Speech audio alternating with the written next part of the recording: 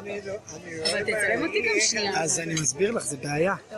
אי אפשר, את רק שומעים אותך. או שתלכי לשם. לא, זה חשוב שהיא תצא. טיפה, מדי פעם, תלך אחורה. כן. מקליט ומצלמת. אבל צריך לראות אותו ואותה. יאללה, אל תדע. כן. רוצה לצאת? לא, אני לא רוצה לצאת. טוב, אבא יקר, מרגש לשבת ולכתוב לך מילות ברכה במלאת לך 75 שנה.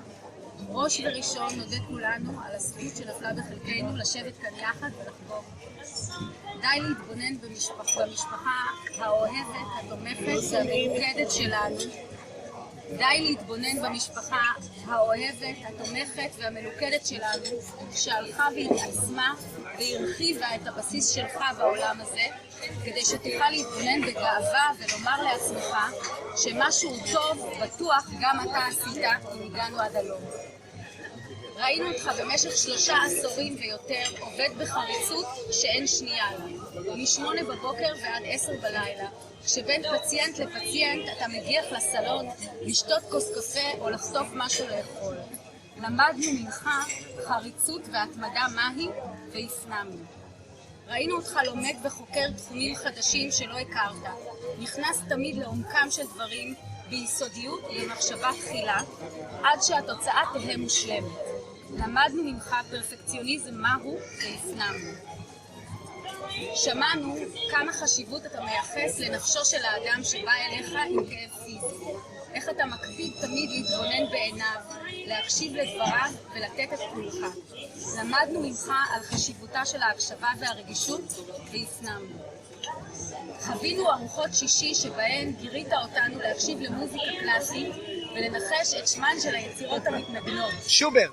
למדנו ממך תרבות מהי והפנמנו. ראינו אותך בונה ויוצר, מכין שולחנות כתיבה, ארונות, בית חובות, שרפרפים, סוס נדנדה לנכדים. ראינו אותך לומד לחרות ומכין כלים נעים ומשובחים ועטים מיוחדים. למדנו ממך יצירתיות מהי והפנמנו. ראינו אותך משקיע את כולך והופך להיות שף במלוא מובן המילה. כשכל ארוחת שישי היא הפתעה גסטרונומית נפלאה שאתה מעניק לנו. למדנו ממך נתינה מהי והפנמנו. ראינו אותך מתבונן בעינינו כשאנחנו מספרים לך על הצלחות שלנו.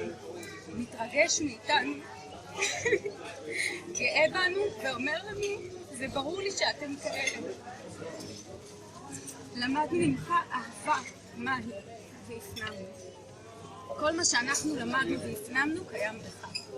אלה בדיוק התכונות והכישורים שיוסיפו להיות איתך ושלך בכל אשר תלך. והם שיעשו את חייך מרתקים, מעניינים ומרגשים תמיד. מכולנו האוהבים אותך עד בלי די.